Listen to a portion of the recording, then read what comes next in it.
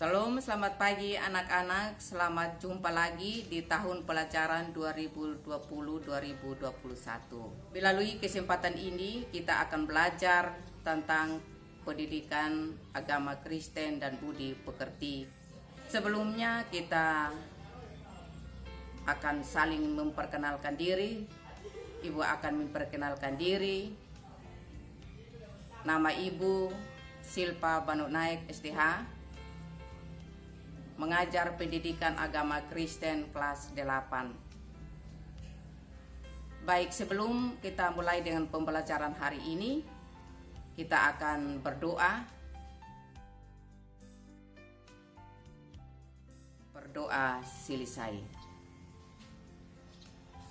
Baik, kita akan masuk dalam materi pembelajaran.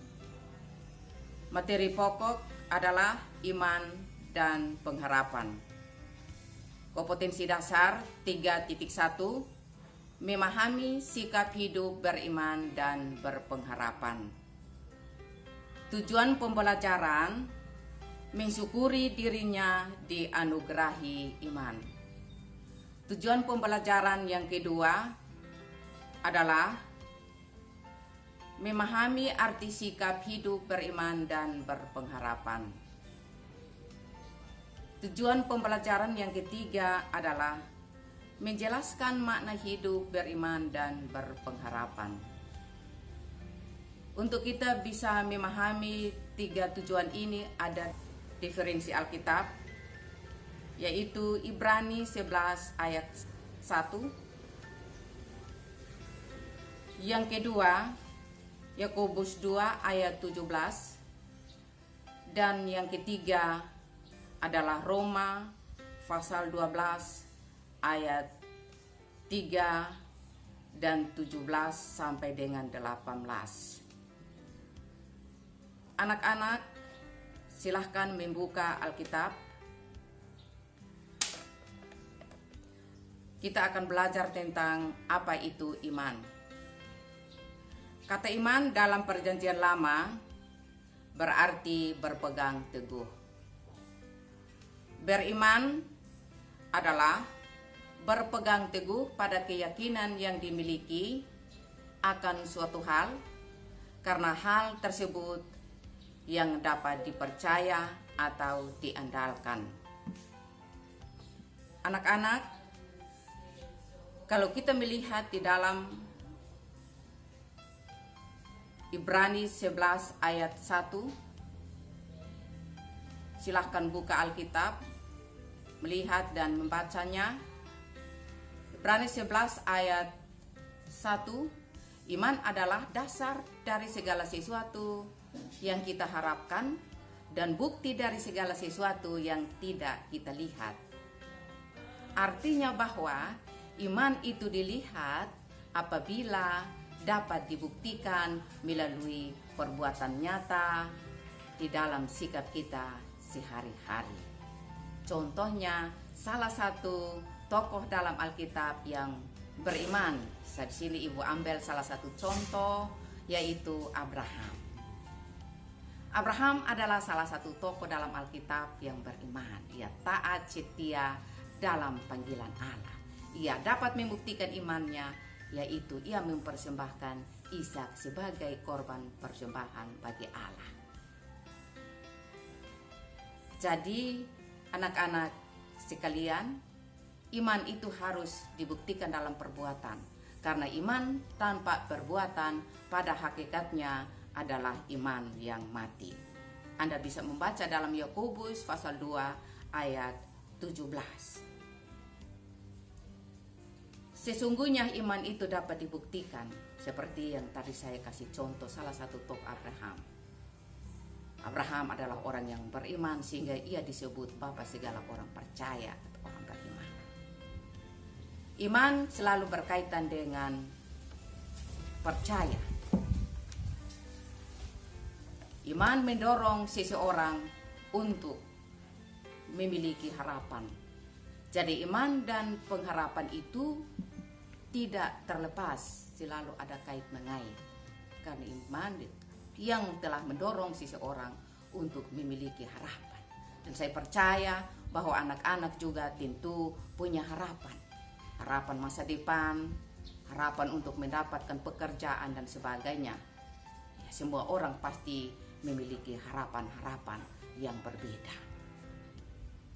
Sesungguhnya anak-anak, di sini ibu mengangkat ada 3 hal penting tentang iman. Yang pertama, iman adalah anugerah. Disebut iman adalah anugerah dan mestinya kita syukuri karena iman dianugerahkan kepada setiap orang yang percaya. Kita bisa baca di dalam Roma pasal 12 ayat 3. Yang kedua, iman bersifat dinamis. Iman bersifat dinamis artinya iman itu hidup. Iman itu hidup, aktif dan bukan pasif. Untuk menumbuh kembangkan iman itu bertumbuh dan berkembang, kita rajin berdoa, beribadah, rajin membaca Alkitab. Karena iman itu tumbuh dari pendengaran dan pendengaran akan firman Tuhan. Yang ketiga, iman tidak pernah berhenti. Artinya bahwa iman akan putus apabila manusia itu sudah meninggal. Iman harus bertumbuh selama manusia masih hidup. Karena itu manusia harus menumbuh kembangkan dalam kelompok kecil, yaitu mulai dari keluarga.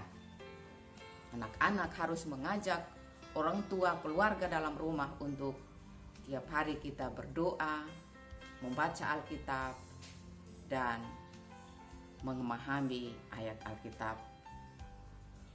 Anak-anak yang dikasihi Tuhan kita Yesus Kristus, mungkin sekian dan terima kasih penjelasan singkat saya. Dan melalui penjelasan ini saya dapat menyimpulkan beberapa hal tentang iman. Yang pertama, iman tanpa perbuatan pada hakikatnya adalah iman yang mati. Kesimpulan yang kedua, iman timbul dari pendengaran dan pendengaran akan firman Tuhan. Sekian penjelasan saya, dan silahkan Anda menyiapkan kertas untuk menyelesaikan tugas, yaitu tugas pribadi, tugas perorangan. Yang pertama, jelaskan apa arti iman.